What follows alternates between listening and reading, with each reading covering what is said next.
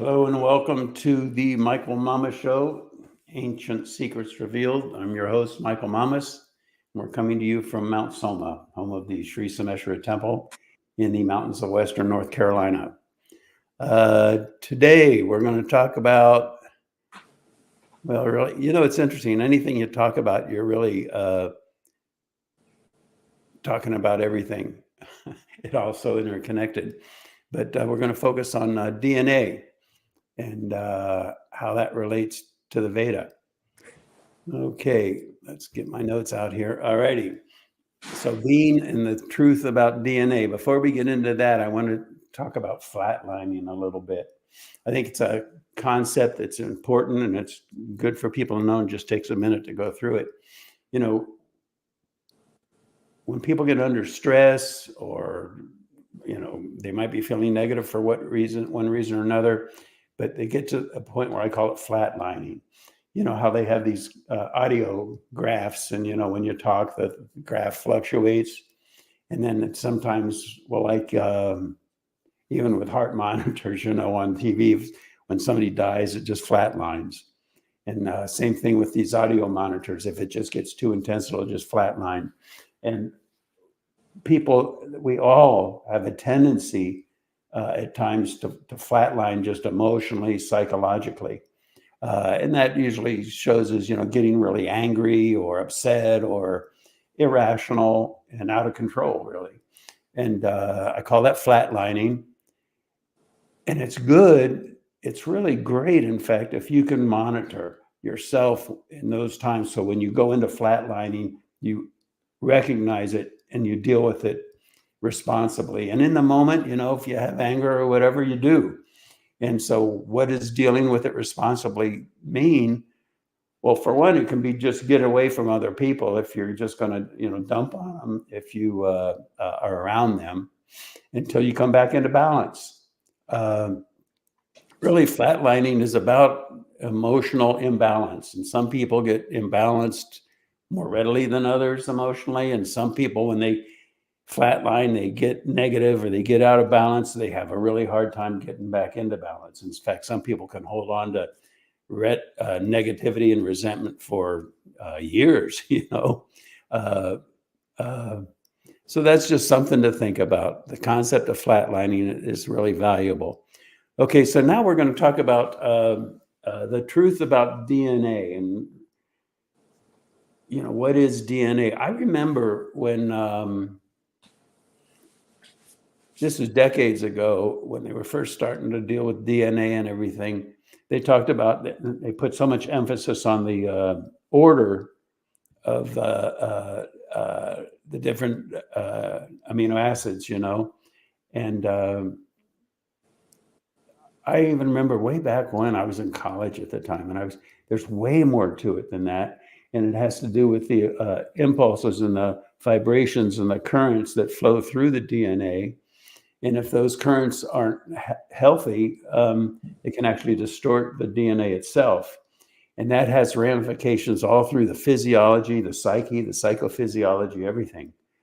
So now, it seems like the popular approach right now to dealing with DNA problems is to get in there and engineer the DNA, go in and chop it up.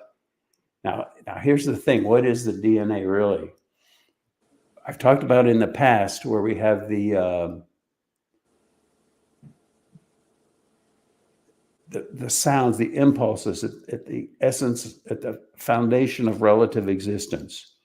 So you have this self-interacting dynamic of pure consciousness within the absolute.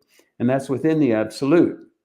It's not relative yet. It's not in what we think of as manifest creation.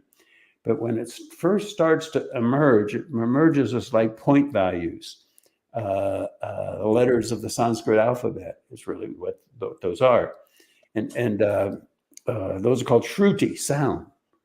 And so those sounds, those impulses, those point values are what structure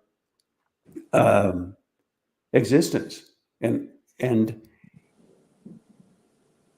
But those are point values. Those are, now of the relative. But within the absolute, there's a whole dynamic there, which in the Vedic tradition they call the Brahmanas, which is a whole mechanic, a self-interacting dynamic that exists within the unmanifest, but it's what gives coherence and order and structure and even the foundation of those point values which emerge in birth relativity.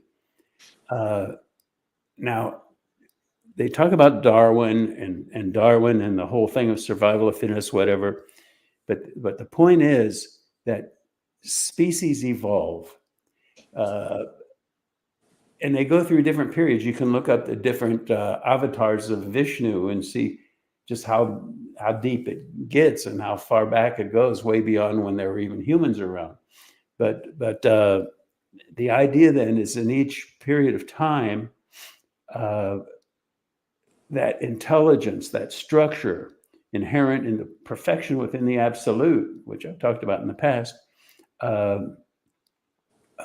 as we evolve, the foundation of our physiology, which is the DNA,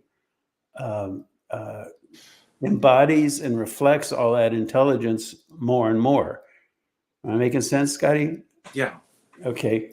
And so, and those are like the point values. That's the structure. But there are electrical impulses that flow up and down that, and there's a dynamism to that, which goes beyond the structure. That you could say correlates with the Brahmanas, that intelligence that's foundational to the structure and gives order and coherence to that structure. And so it's a little bit like, okay, if you want to do an analogy, the DNA could be like the piano keys, whereas the Brahmanas, or the impulses that flow along it, that's what plays the music. So going in there and chopping up the DNA to do genetic modification, what that's doing is it's taking the foundational building blocks that are the source of living in harmony with nature, is that structure. And by going in and chopping it up, you're chopping up the Veda, really. And so it's not the way to go. The way to go is to take the stress out of the DNA. And yes, there's stress in the DNA. And what that does is it obstructs the flow. It compromises the flow of those electromagnetic impulses that carry the music, okay? The intelligence, the dynamism within the DNA. And when it gets bad enough, it actually tweaks the DNA. So it twists it, compromises the structure. And so going in there and chopping it up is not the way to go. The way to go is to purify the stress out of it so that the Brahmanas, the music, flows through it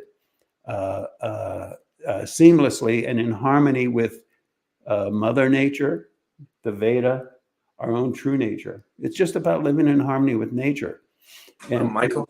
Yo. Is this also, we've been hearing a lot about AI and implants and all these things. And it's always struck me that AI or any of these implants or anything, they're only messing with that structure inside relativity. It doesn't it won't be able to extend into the absolute, so to speak. Once Maharshi said something. What did he say? You can't. They're talking about computers and how they're smarter than people. Yeah. And he was saying they'll never be able to program infinity right into a computer. Right. So there's a limitation to it. Yeah, and then it's also similar to like where CDs came out versus analog music, where CD is zero. It loses. It's like there's edges to it, or you know what I mean? Yeah, it's breaking it up into pieces. Right. So it's similar. It's similar. You could say it's similar. Yeah. Yeah. So now we have the Shruti, which is the sounds. We have the Brahmanas, which kind of is the background, if you will. Saying background meaning that it's within the absolute, but it's the thing that gives structure to the DNA into all of existence.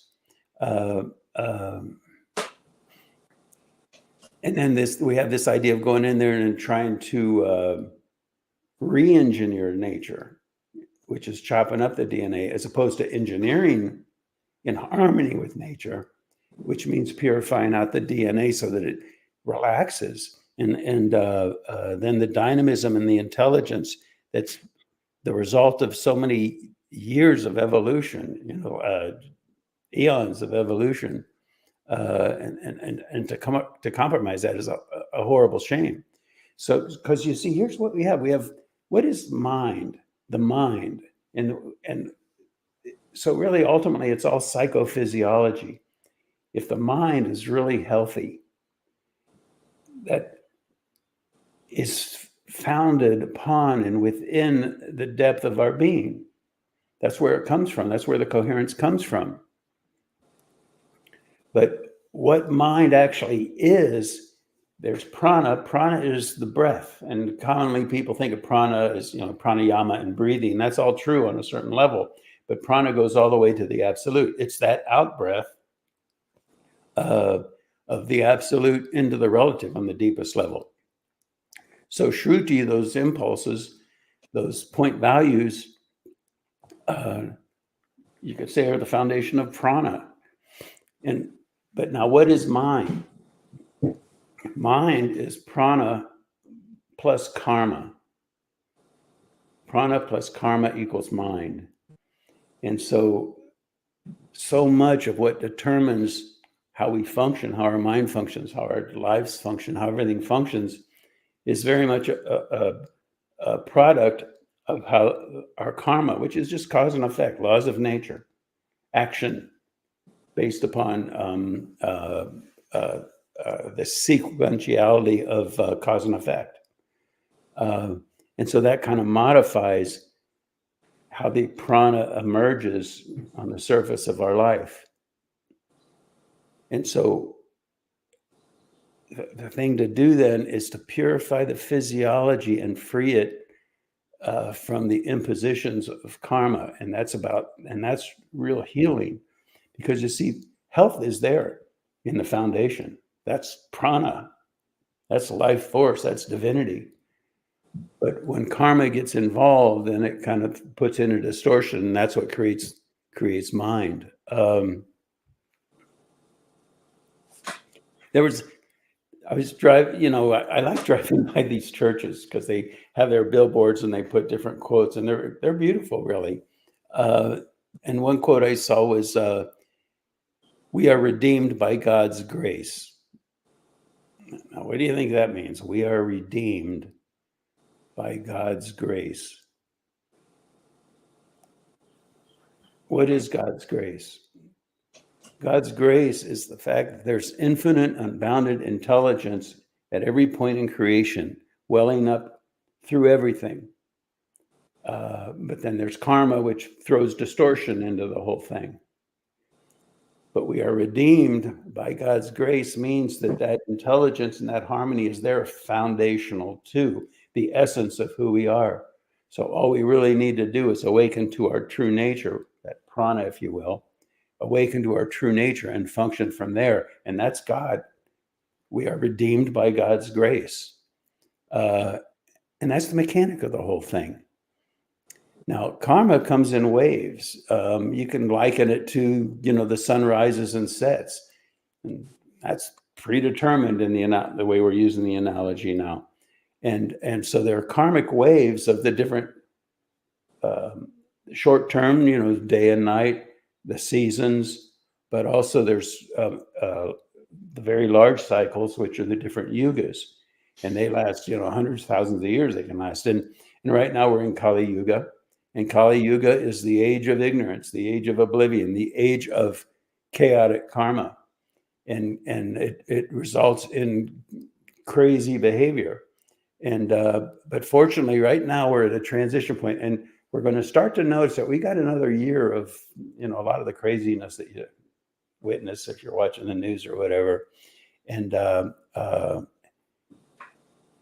but come mid of next year, 2025, that's when we're really going to start to see the shift into a golden age, an age of enlightenment, right in the midst of Kali Yuga. So it's just hang in there, because we've got about another year of this.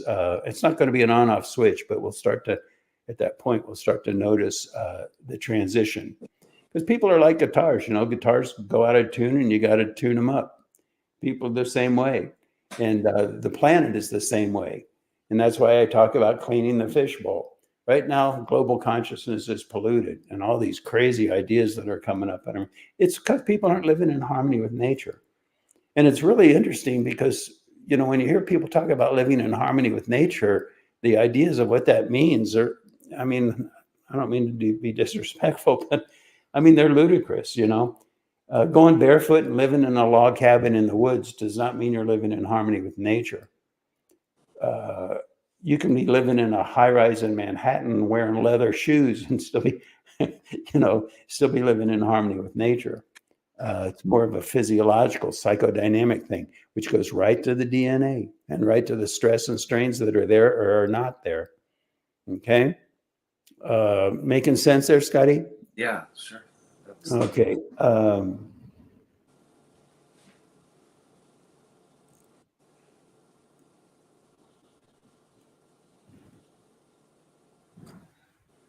It's a beautiful quote. I have it posted in the blog here, but it says, "Being illiterate in this age isn't about not being able to read or write, but it's about those." This is beautiful.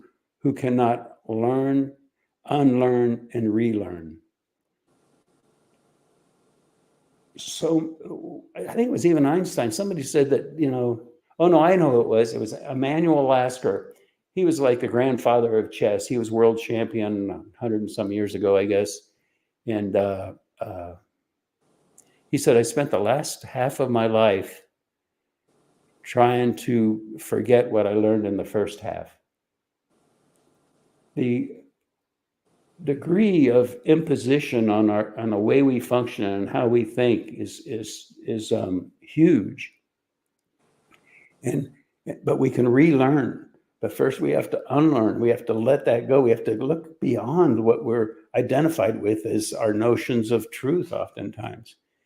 And we have to unlearn that before we can relearn at a deeper level, and a level that's more in harmony with nature, our own true nature, and all the infinite intelligence within your being, within the universes within your being.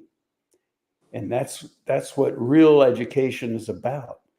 Real education is about learning to function more and more from that place where you already know everything because you already are one with everything. But to do that, there's a process first of enlivening that prana, enlivening that inner knowing, and also taking the cap off, which is our preconceived notions of what we do well to unlearn so that we can relearn on it from a deeper level. I thought it was a beautiful quote,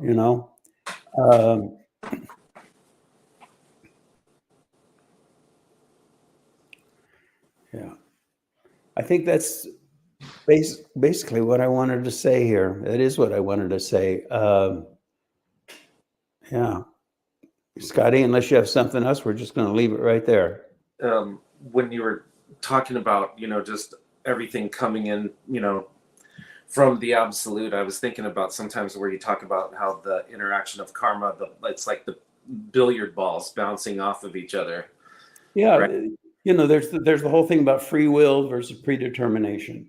Predetermination is kind of the notion that, you can compare it. If you have a billiard table and billiard balls on the table and you start rolling the balls, if you knew the coefficient of friction of the felt, the elasticity of the cushions, the spin on the ball, the weight of the ball, the hole, all the physics of the thing, then you could calculate exactly where those balls are going to end up and where they're going to stop after you start to roll them. And the idea of predetermination is the idea that this whole universe is just a bunch of billiard balls. And so it's all predetermined where we're going to end up. And that's called the laws of karma. But now you combine with that prana. Prana is that source that is beyond karma, beyond it. It's in the absolute. It's infinite freedom, infinite intelligence, infinite wisdom, infinite dynamism, all of that, infinite flexibility, yet infinite rigidity. Beautiful. Like a tree, the trunk is rigid, but the branches just flow in the breeze and they're completely flexible. And so it's an integration of infinite rigidity. It's not a no holds barred, anything goes, but infinite flexibility at the same time, infinite dynamism. No, also I was thinking at the Well, wait time. a minute, Scotty. And so free will is coming from that place of infinite freedom, and predetermination is coming from that place of karma. But life and existence is a karma plus prana equals mind. And so if we enliven prana and start living more and more in harmony with prana, what happens? We become more free. Just because your thoughts may feel free to you doesn't mean they are. They can be predetermined. It feels like it's free, but is it really? Or is it just karma? You know? So go ahead, Scotty.